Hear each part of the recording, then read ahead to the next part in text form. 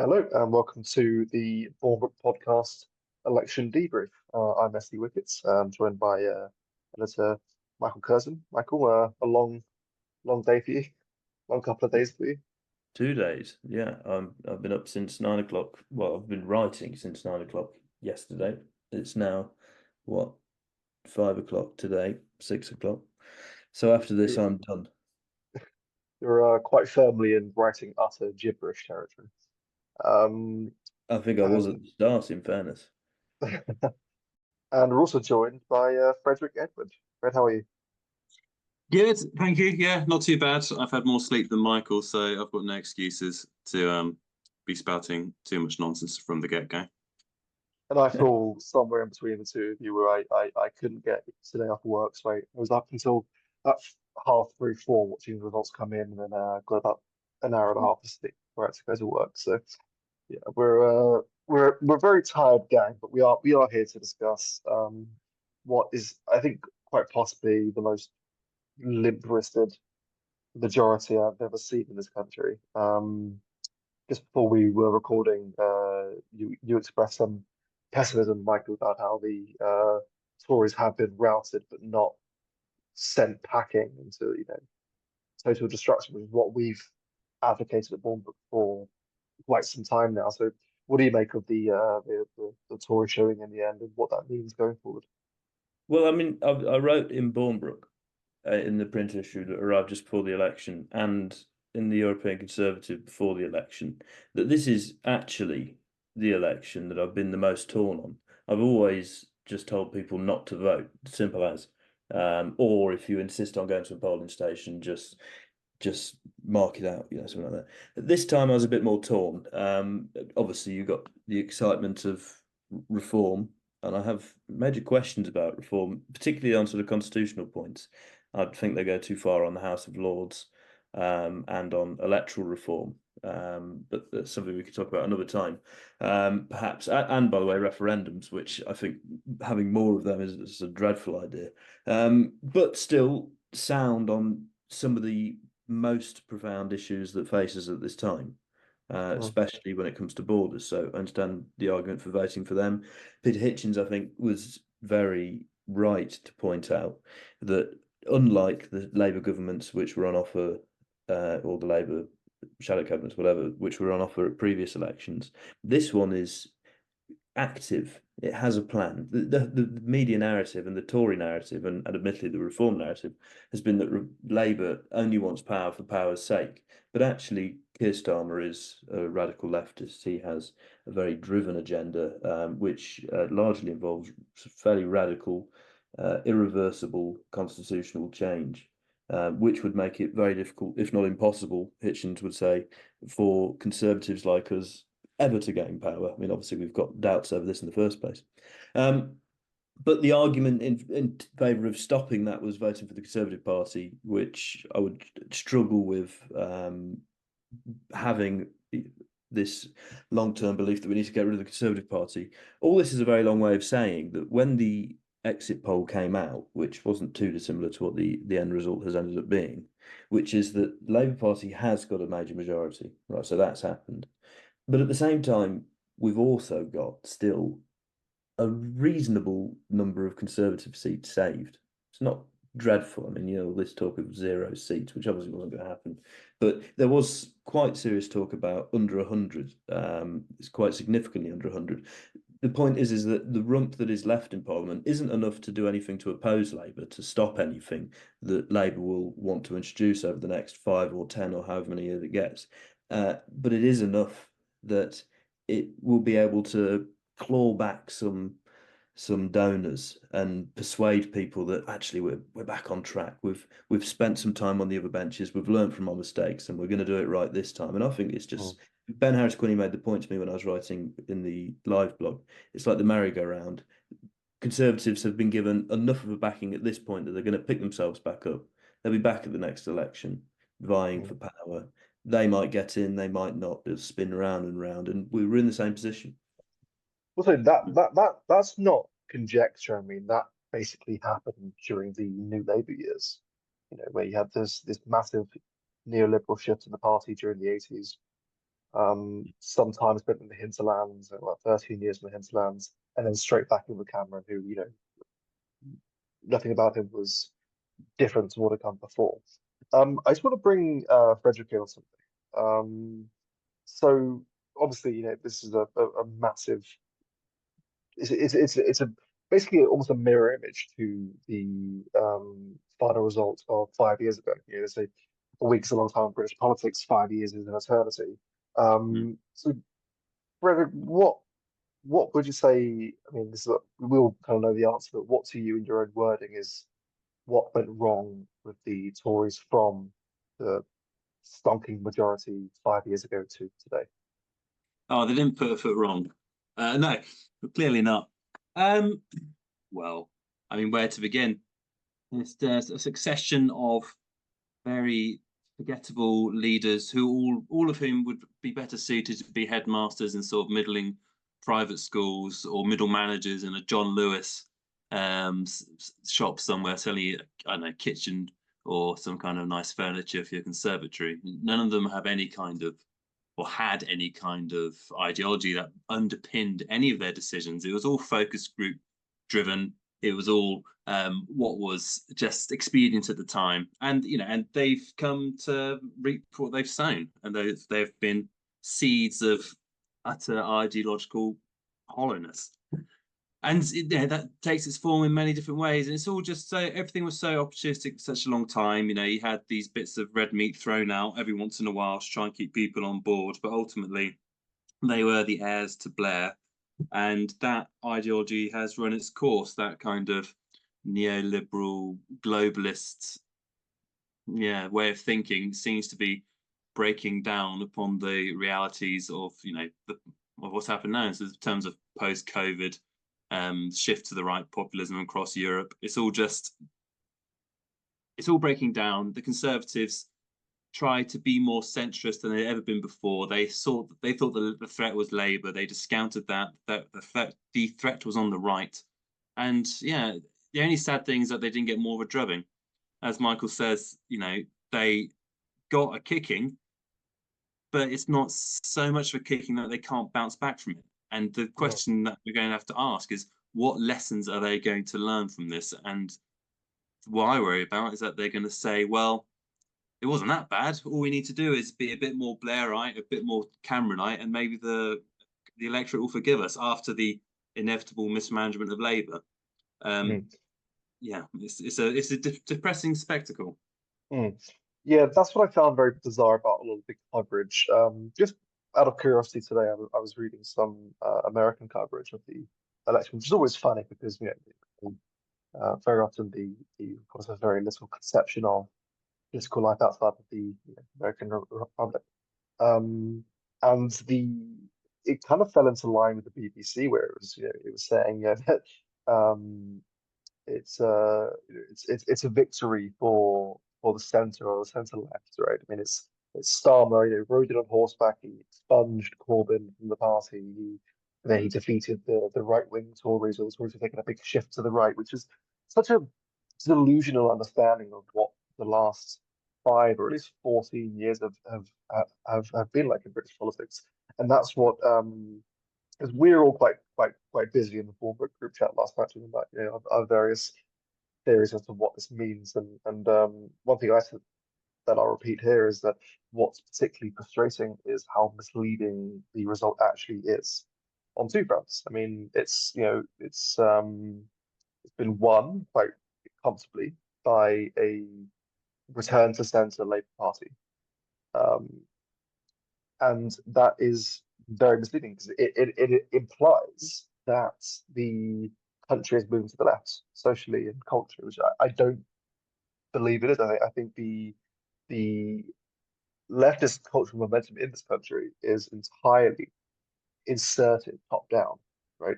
And the resentment towards it is only growing year on year, to the point where I don't think Reform could have gained the seats that they did. And bear in mind, in the last hour or so, they have gained a fifth seat.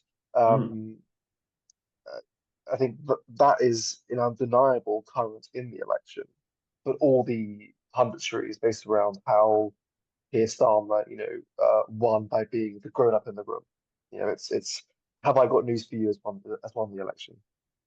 Yeah, Well, one thing I saw was a comment saying how the election had been so calm and so orderly, as though all very British. Was the commentator's comment? It's such a British election, and for me, it was more of a more sign that it was apathy reigned, and that nobody was excited about any option, and so what you have this kind of reluctance to go out and have any kind of forceful opinion. And who won? Nobody, I would argue. The Tories lost it, but Keir Starmer did no better than Corbyn. There is no real increase of votes among the left across the whole of the country. The Lib Dems have remained static in terms of vote share.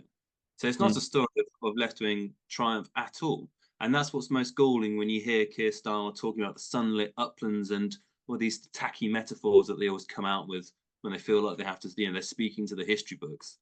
And it's all a fraud. So we'll see how long it lasts, because he's governing a country with no enthusiasm for his mandate whatsoever. Well, I think the polling is that 80% of the electorate hasn't voted for Labour. The turnout was about 60%, but in 59 seats it was below 50%, which is horrendous. In Keir Starmer's own seat, this is quite telling. The turnout was down on the last election, and his vote share was significantly down. Starmer actually won 3,000 fewer votes than Nigel Farage. On which point, I think it's worth saying, yes, I agree, Labour didn't win the election. The Conservatives lost the election, which has handed Labour a massive majority. That's true. But I think there is an argument for, and obviously I've already expressed my scepticism about part of its policy agenda, but to say that reform is actually the winner of the election. It's demonstrated a massive momentum. You're right, there's complete apathy about the Labour Party. I wouldn't say there is apathy about the Conservative Party. I think people are very interested in it, in their hatred of it. Like, it's so passionate now. They're not apathetic to the party. They desperately wanted it to be gone.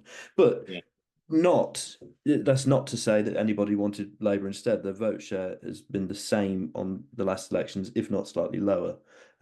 Whereas Reform is cutting through apparently with young people. I mean, this fifth candidate, which has been come out today, that's the most impressive, really, because he, unlike the others who have won, other than perhaps Farage, I'm not so sure about Farage, but I know that in the three other constituencies, they say that they had quite a strong local canvassing base, that they were working hard, and it was proper campaigns going on in order to succeed in the elections. That's how they won. Whereas this fifth candidate was a paper candidate. He didn't really have much of a local base. He was drafted in at the last minute. He just, I don't know, is it him? I'm not too sure. I've not read up enough on this. It's either him or it's the party that's won it for them. It's the seat. Yes, it's the people in the seat wanting reform. Yeah, it's only a few towns over from myself. Same as Farage. Yeah, it's very ripe territory for reform. UKIP always did quite well in that part of the country as well. That part of the county, that part of Essex. But what we saw last night as well is that lots of seats in which Reform came second, they were like 5,000 votes off winning in a decent number.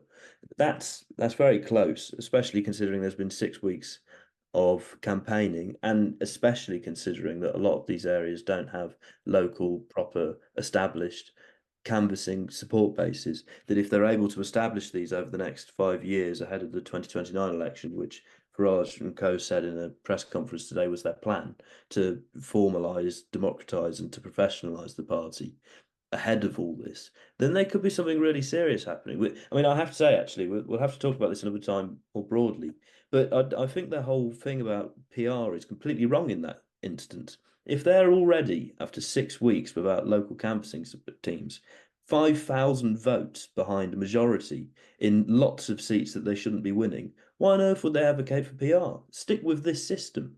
You'll be able to crack it, and then you'll be in properly rather than having to do silly coalition deals, which will take ages to work out after the election, and end up meaning that even if you're in some form of government, you won't be able to do anything when you're there. I think the stats do lend themselves quite conveniently to a PR argument, right? I mean, you have the Liberal Democrats scoring somewhere between 3.5 and 4 million votes popular and gaining 70 seats, But 71 the, seats. but the Liberal Democrats have been there for decades. They have Oh, local reform is a baby. Give it some time. You can't yeah. say I mean, we've had 6 weeks, it's not worked, therefore we have PR. Yeah. You have to say, hang on a minute, fine, the Liberal Democrats have got plenty more seats, but actually they're more established in these areas. They know what they're doing. Oh, They've worked at it for longer. Give us a bit more time, and actually we might be able to break through. I mean, in a way, I think established is a bit of an understatement. I mean, the party lineage goes back to, basically Walpole, right? Yeah. Yeah. One thing actually too that's been quite interesting in the election, and I'll bring in Frederick on this, is 5 independents, one seat, and all of them seem to be built on the conflicts in the Gaza Strip.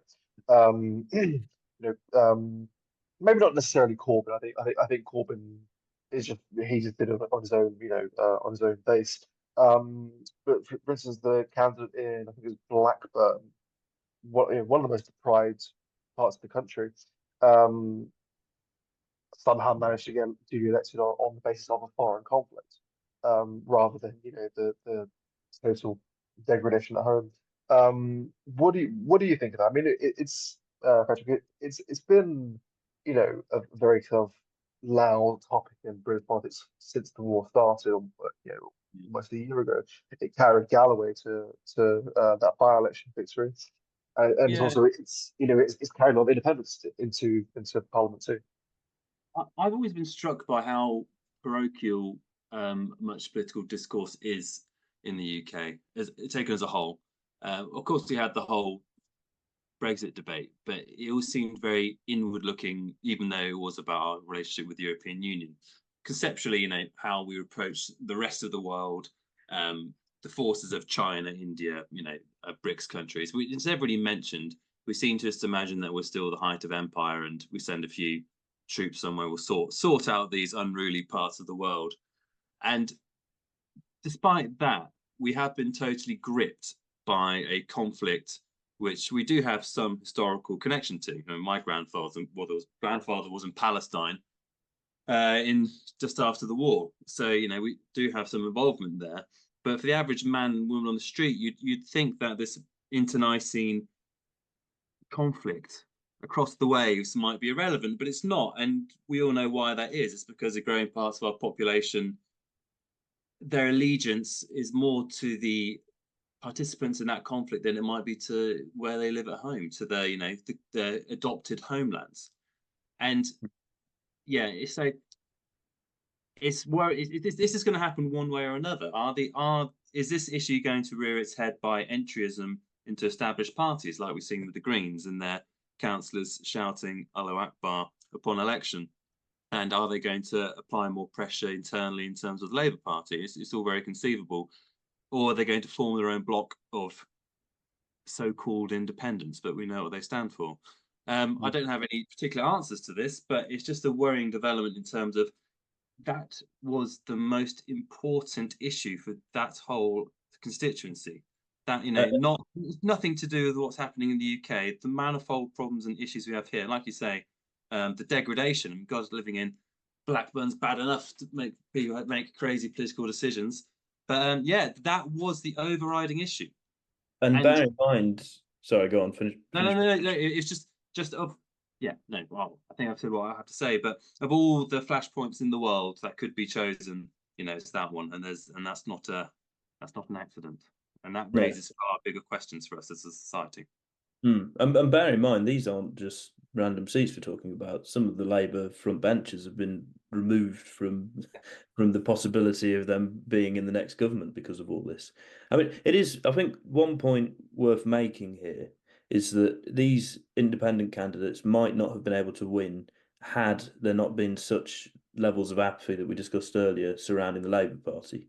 I think, obviously the candidates brought in very focused campaigns and fought in those seats and won. They did a good job, but it would have been much more difficult for them had levels of inspiration towards the Labour Party not been quite as low as they are.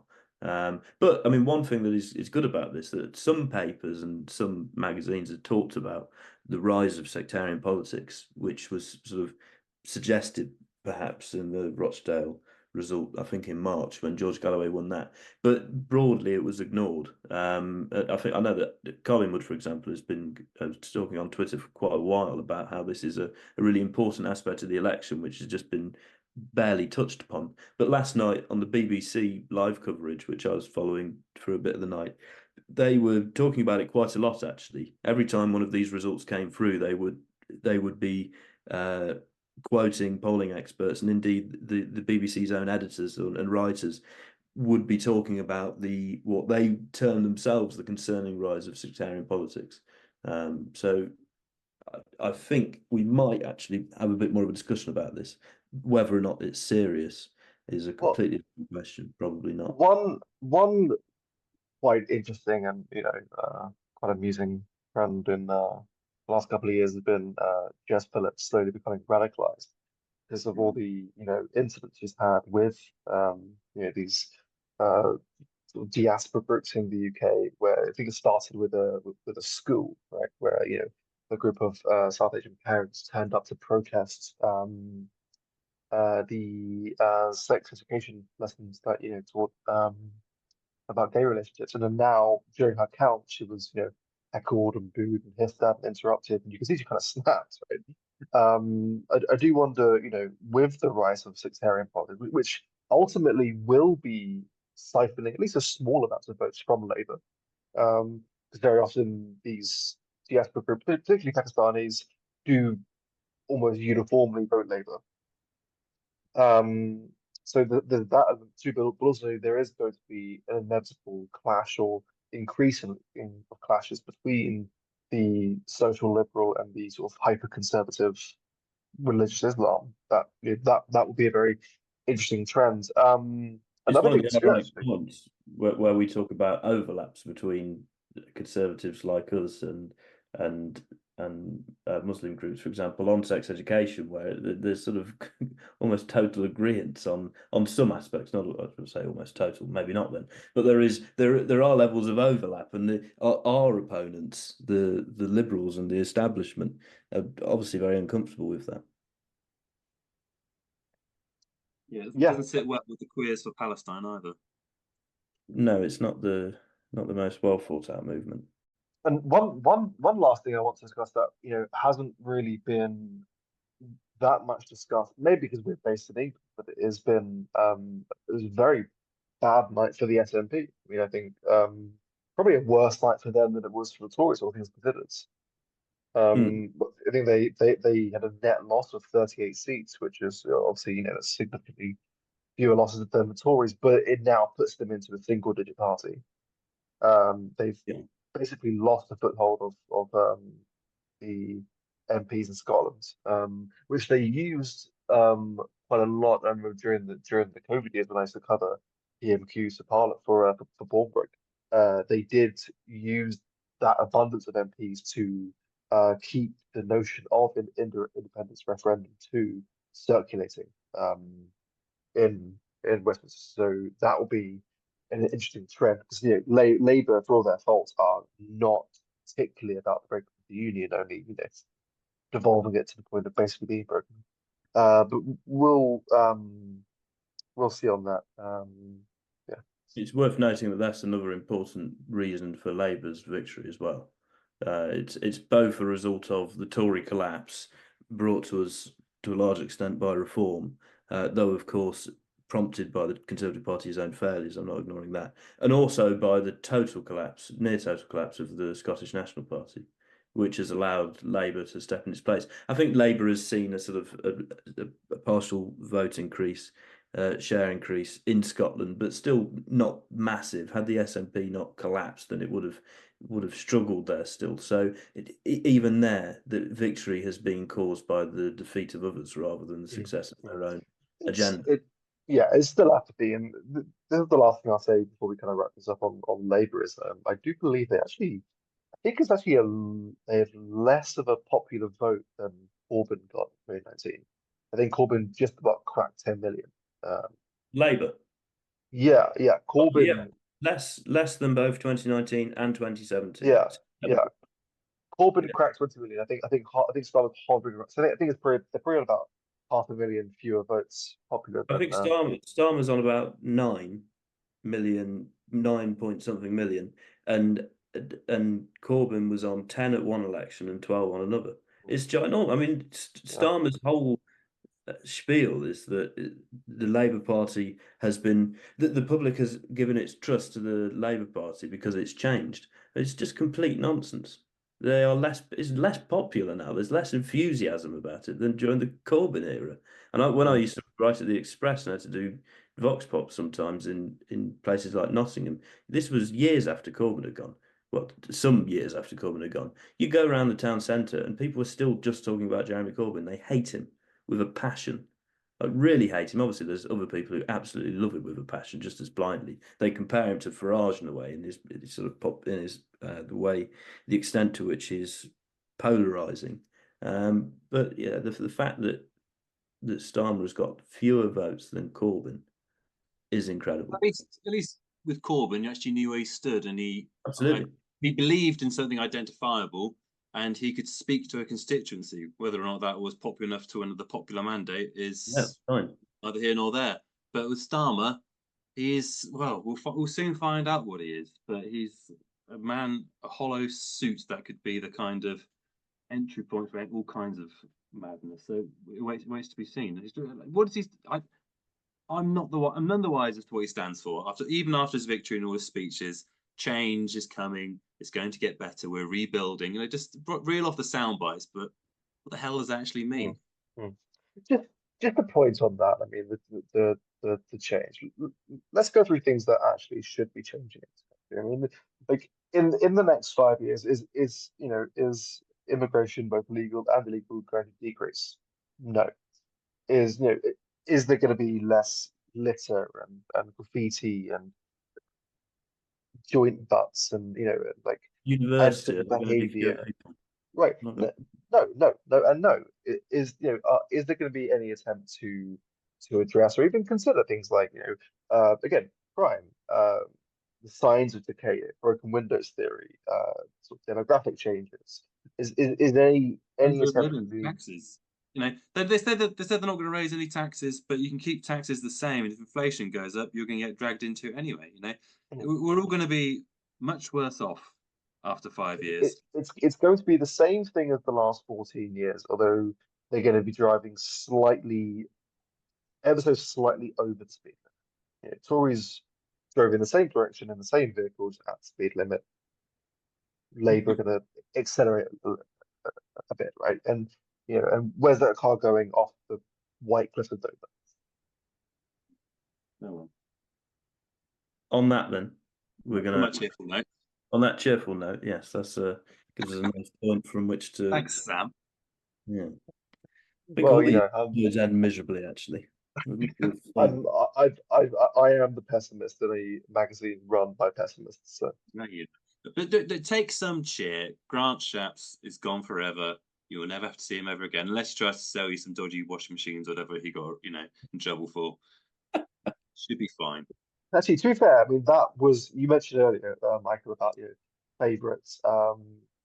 Tories losing their seats moments. I mean, it didn't actually happen, but Richard Holden during the recount was Oh, priceless. He that was was a man losing his mind. He was flitting in and out of, catatonic insanity at points. That was quite nice to watch. so disappointing when I found out that it held it. Only just, I think only got paid by like 20 100. seats. Yeah, something 20, crazy I like was that. certain it was 20 seats. Yeah. Votes. It's incredible. But What there was you your go. favourite seat loss, Curzon, before we leave? Oh, it definitely would have been that one, but it wasn't. Really, Hunt would have been the best. Yeah, well, that would have been good. That would have been good. I quite liked Penny Morden. I quite like that one. Who's going to hold our swords? Well, that's true. That's true. We'll see. Plenty of young talent, I'm sure. On that, that's going to be the start of the next episode. We'll hopefully have found out by that time who is holding our swords. So stay tuned.